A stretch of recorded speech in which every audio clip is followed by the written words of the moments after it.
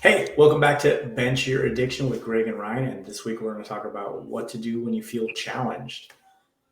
It's the name of the week. So what do you do when you feel challenged, Greg? Uh, Usually panic for about 5 seconds and then take a deep breath and figure out what needs to happen next in order to overcome it. like, there's still feelings. There's still feelings involved whenever challenge arises, and like you're not entirely sure of the outcome, especially because like just humans in general love to already be able to predict what happens next. Like a perfect example of how this would throw you off is like, let's say that you put your favorite song on and it's about to get to your favorite part. It's about to drop. It's about to hit that note that you just like, ooh, it just sends shivers down your spine. And then somebody hits next, and unbeknownst to you, and you have that build up, you have that moment of just like, ooh, it's coming, and then no, it's not. Like, and like how much that can like really irritate you in the moment, and whether you really admit to it or not, like it really hits, and like so it's just brains want to know what's going to happen next, and when you don't know, there's an inherent amount of anxiety, and then but you have to be flexible, you have to be adaptive, and I love this idea of being strong like a palm tree, being flexible and like being flexible enough to bend in the wind, but being durable enough to be able to endure the wind, right? And so I love it. Like I love that idea of like if you're so rigid, you will break under pressure. Like you may be able to withstand a lot, but you will break. And then break equals the whatever mess that will ensue. And like if you're too flexible, you'll never get anywhere. You'll never get anything done. Like as you can see, I'm sitting in it, like I'm holding my phone, so I'm going to try the best I can to not put like not Tourette's on people here, but Yeah, yeah, yeah. like I don't have an office space like you do, and there's a lot of people in and out of the room I usually sit down in, so like I just got my phone, my arm is kind of going tired as I'm holding my phone in front of my face, but we're just gonna get it done, and I has like this is what has to happen in order to make this happen, so we just get it done, and it's not about it's not like it's okay to feel stress. It's okay to feel a little bit of panic or a little bit of worry, but it's not okay to stay there. Like it's time to sit down and come up with a plan. Yeah, exactly, man. So I heard a good piece about this in general and about like a science wise why we want these things to stay the same and why when we hear rustling in the bushes we get scared and we don't want to do it, right? As our brains develop, right? Like we know if nothing changes, we'll survive, right? If things stay exactly the same, we'll survive because we know that, right? Like that's how our prefrontal cortex survived this long, and like all of our prior ancestors or whoever else was before us survived because they didn't go investigate the weird noises in the bushes, right? You know what I Right. mean? And so the way the prefrontal cortex works is it's afraid of change, right? And it's afraid of things being new in that brain. So that's why people get stuck in this pattern of like, oh, I don't know, change is scary, but like that's not ever going to make you thrive, man. When you want to challenge yourself, you got to get, push comes to shove, you got to go, you got to like just go, man. And perfect example was for my life experience this year. Like this was a rough year for me, right? Like my dad passed and a bunch of other stuff came up, and like you know, my son was diagnosed with autism, and like I had all these like personal life challenges going on,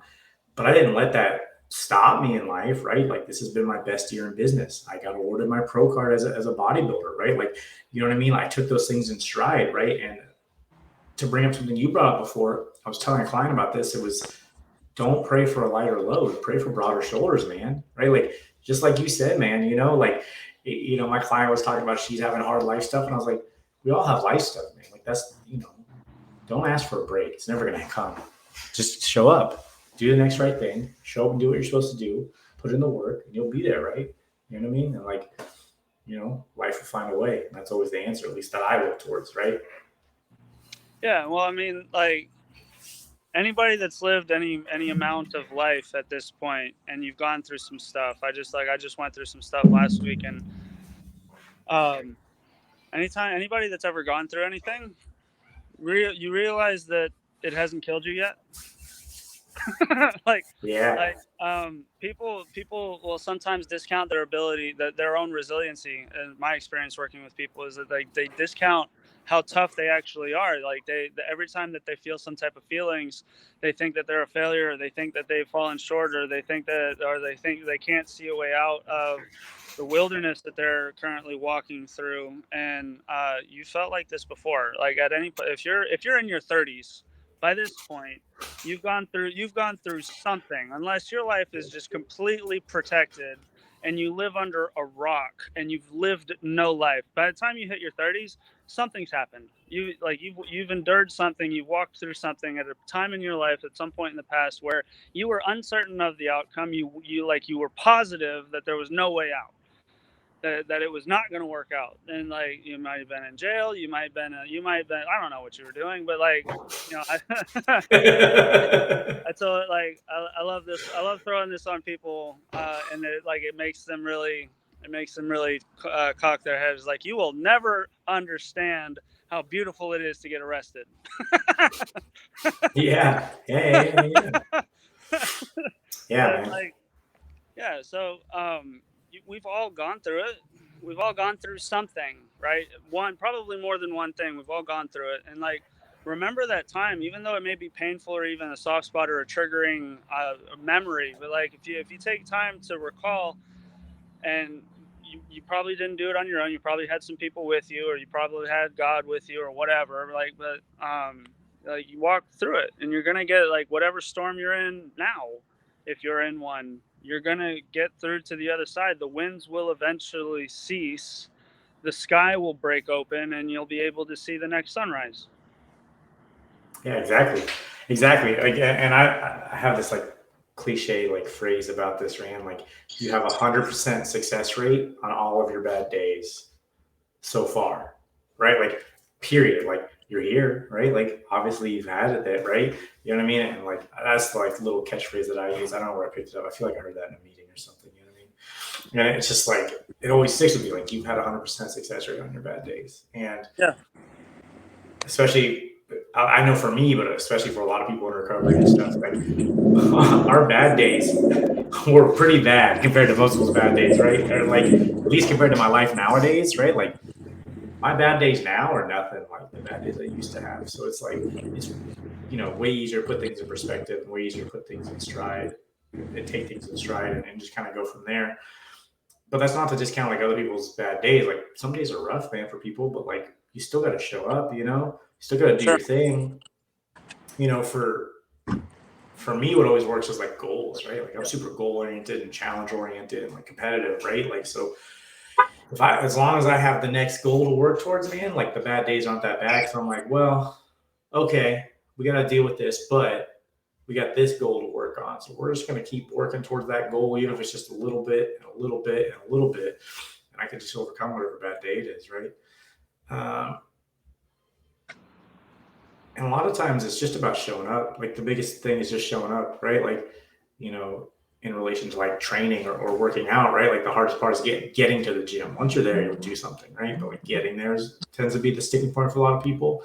And the same in any other challenge that you're looking at in life, right? Like, just show up, do what you can, man. Like, if you can't, you know, do more than that, like, at least you showed up, right? And that's about it.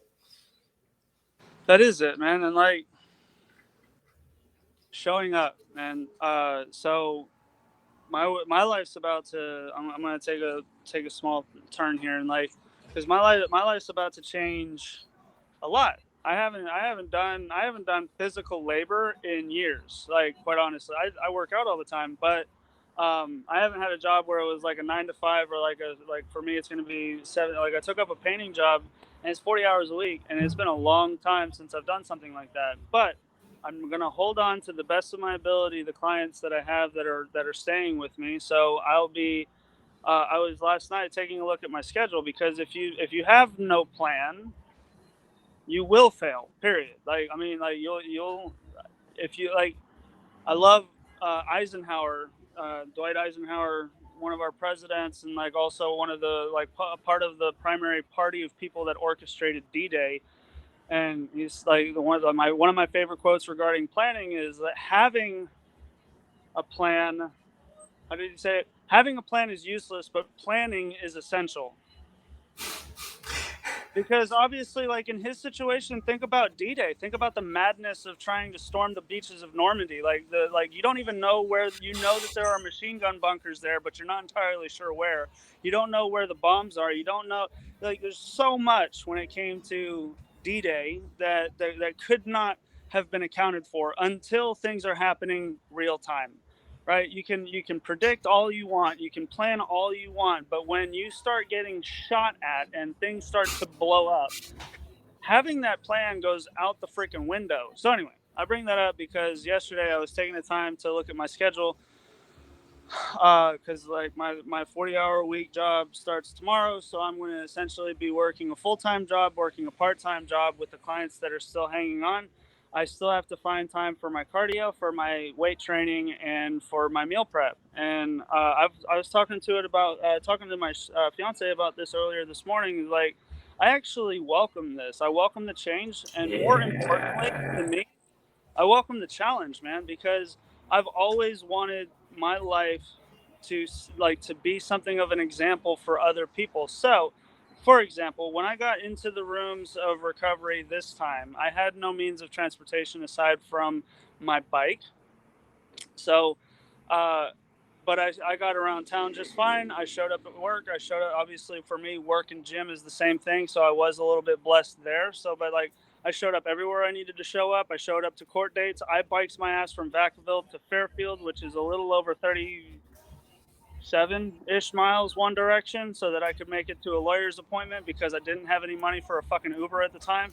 And like, just I like, and I didn't, and it was right smack dab in the middle of the day, and I couldn't orchestrate help. I asked for help, but like there were times when I couldn't get the help that I thought that I needed, and I was still left to figure it out. I can't be late for my appointment with the lawyer. I can't be late for court. I Nope. can't, like, Nope. that's not an option, right? And so I love it. I love going to a meeting now and somebody says, well, I don't have a car, so I can't get there. And and my response sometimes is like, well, is it in town? I'm like, yeah. I was like, well, then buy a bike. Do you have enough money for a bike? Or like, do you have a bike? And yeah, then get your ass on the bike and pedal your ass down the street. So like, and I went almost 2 solid years without a means of transportation, without a vehicle with a motor in it. I went 2 freaking years, and I got everywhere I needed to get to. Whether I asked for help, I got there myself, or in some instances, I was able to scrape together enough change to pay for a damn Uber. But I got it done, and like in the same way, like this challenge that's presented to me right now, I've got to pay bills, and right now, like for the situation, the time being, and circumstances that are beyond my control, personal training just as in and of itself alone is just not cutting it. So I got to take some extra work, but I'm not going to get rid of my personal training clients. This is where me and my fiance kind of disagreed a little bit. And she was like, why are you still doing that? You have a full-time job now. I was like, yeah, but I still have other time. And like, we have a wedding to pay for and a move to pay for. And like, I'm not going to be this helpless, hopeless log of a human relying on my girl to provide. Right. I mean, I'll need help. I'm not the, like, unfortunately, from my perspective, I am not I'm not able to solely provide, but I will provide what I can.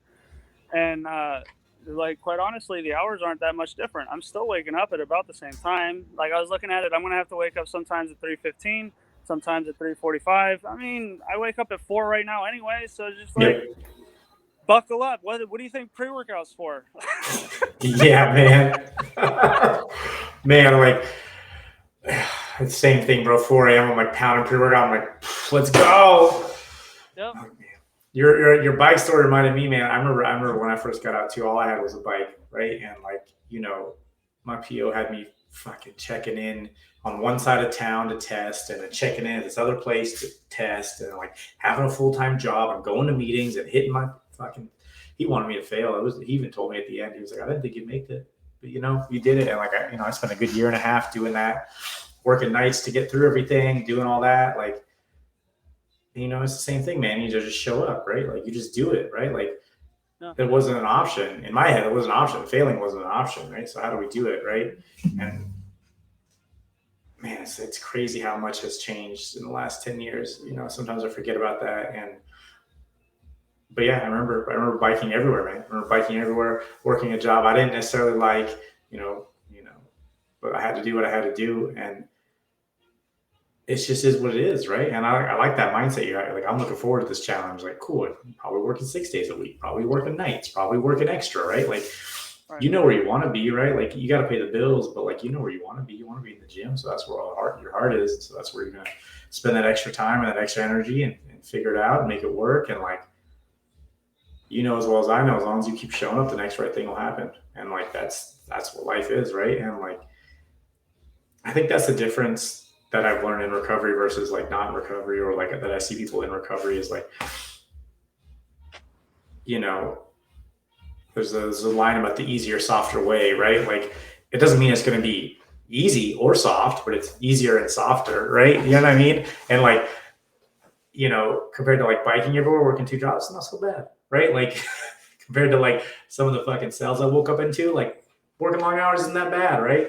Like, compared to like, me doing dishes at a restaurant till it's 3 in the morning, like, working 12 hours a day, my job isn't that bad, right? And it's about that perspective and about what you do when you feel challenged and how you're going to show up everywhere. And it's like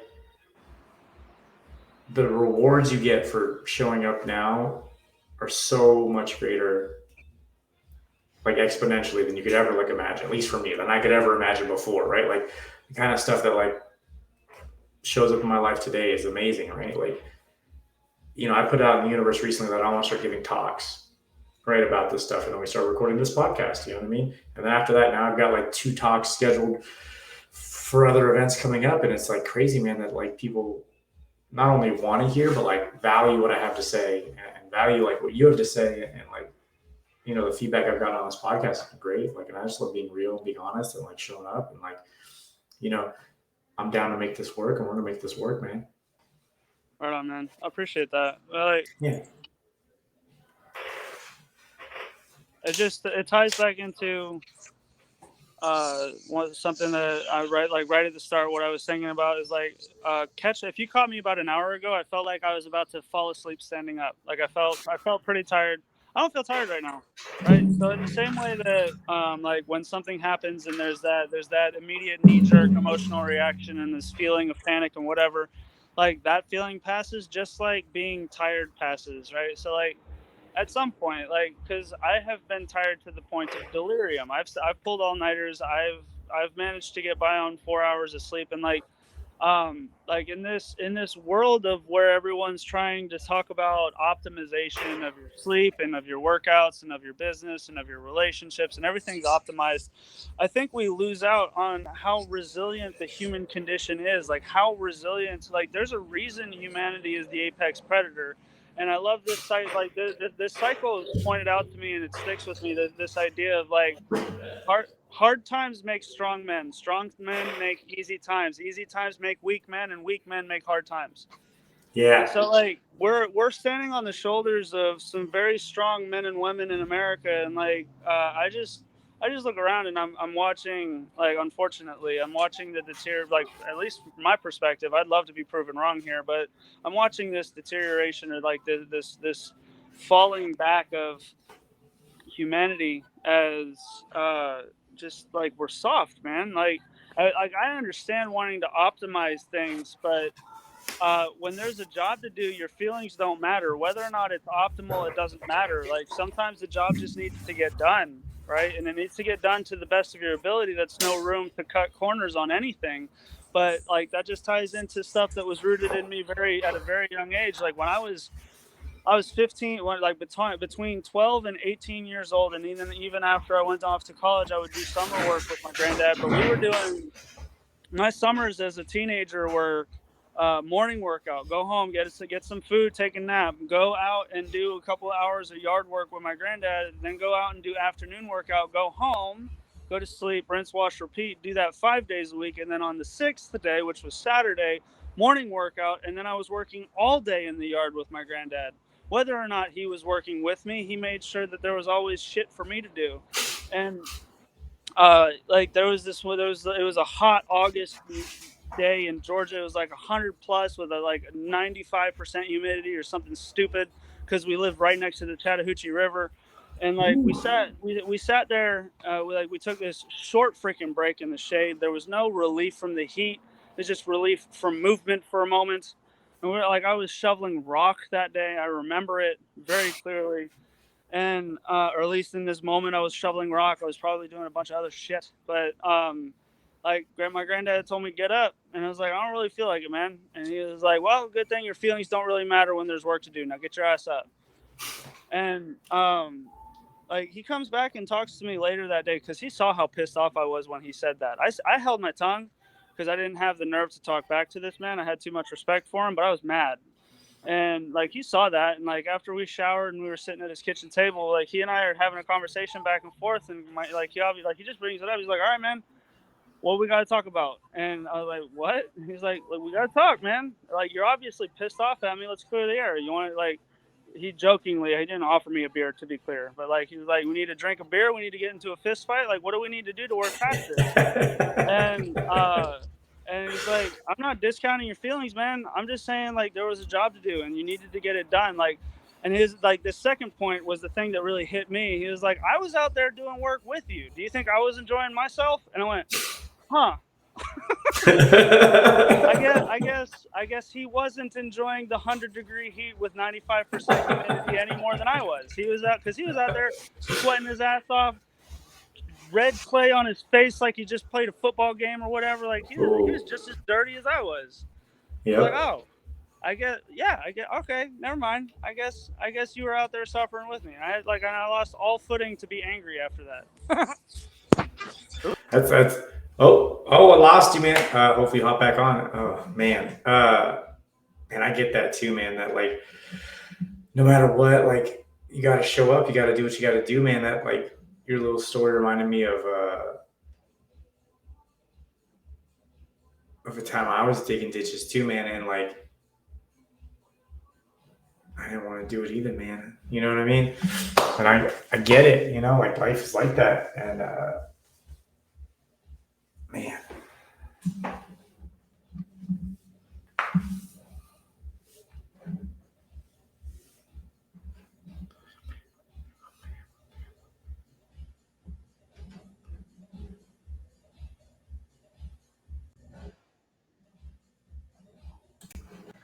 And There we're we back. go. All right, we're back.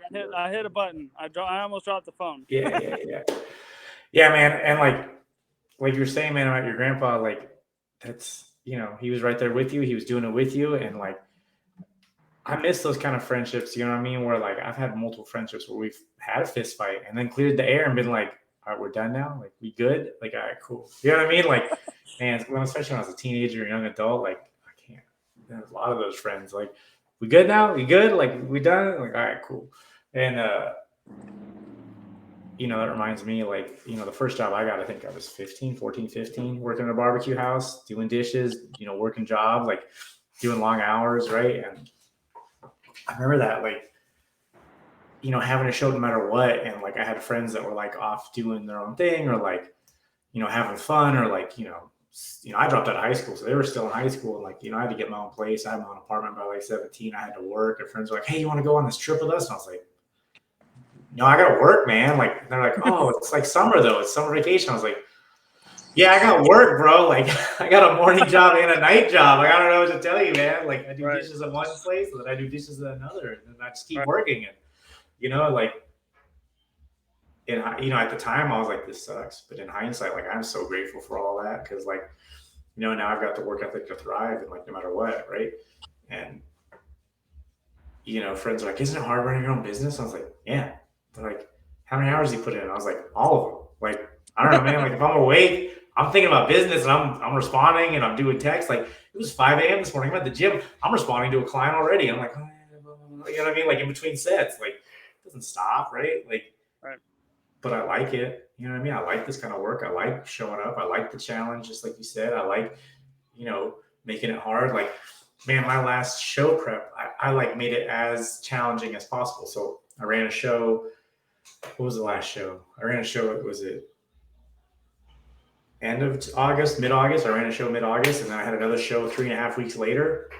In that 3.5 weeks, my wife was out of town for most of it. I had the kid alone. I decided to come up with an all-new training routine. There was days I couldn't get to the gym when I normally do because I had the kid, right? And like my normal esthetician and like waxer was out of town, and I had to like come up with some new music. And my DJ friend who normally makes music was out of town. I was like, okay, let's do all of that. Let's make it as hard as possible. My coach was like, you don't want us to use the same routine? I was like, no, let's make this all brand new. Challenges. And it worked out, man. First in every division, man. And like, I got a compliment that stuck with me. Like one of the old pros who was like covers of magazines and like stuff. His name's Rich Fire. He stopped me in the hallway. He's like, the difference between your routines is phenomenal. It's like you're a new person in the last 3 weeks. And I was like, yeah, man, that's what matters, right? Make it hard. Do what you want. Come up with it and just stick to it, man. Like overcome these challenges. Like, it's like, I think we were talking about this in an earlier episode. It's like the same concept of like, shouldn't you figure out how to train when you're busy? Because you're always going to be busy. So shouldn't you figure out how to deal with life when you have challenges? Because there's always going to be challenges, right? Like life isn't going to just magically get like soft and easy one day. And be like, come and hang out in this plush bed all day. We'll just feed you grapes. Like, no, man, life's going to stay a challenge. Life's going to stay a challenge forever. And you should just show up and get broader shoulders. Yeah, the maturing in this part of your life, it comes with the realization. What you just said is like there's never going to be a right time. Like for the number of times I've heard people try to say is like I'll get into the gym when my schedule opens up. It's like it'll never open up because when something falls off, something else will take its place. Like it never opens up. Like or when the right, like I'll put my life together when the circumstances are right, when the situation is right. Like no, it's not how it works, man. That's not how it works at all. I love this, and this will be like my little sign off, a little thought, little nugget, if you will, is like if you don't fill your schedule with your highest priority tasks, somebody will fill your schedule with theirs. Period. If you don't prioritize and schedule for yourself what's important for you, like what I've done as I transition into this next chapter of my professional life, if I didn't do that, it's so easy for me to say I work a full-time job, part-time job, got a fiance, trying to plan a wedding, trying to plan a move. It'd be so easy for me to say I don't have time. I obviously don't have time for cardio. I obviously don't have time for my workouts. I'm gonna have to cut back on my sleep in order to make sure that everything gets done. And somebody's gonna hear this, or somebody's gonna hear me say that, and go like, "Whoa, you gotta make sure you get your 7 to 8 hours." And it's like I have gotten by on less for longer. I'll be fine. Yeah. To quote Arnold Schwarzenegger, sleep faster. All right, man. I think this we'll talk about next week, man, is how to prioritize yourself and how to make yourself a priority. And with that, we're going to sign off, man. Hope you guys all have a great week. Peace.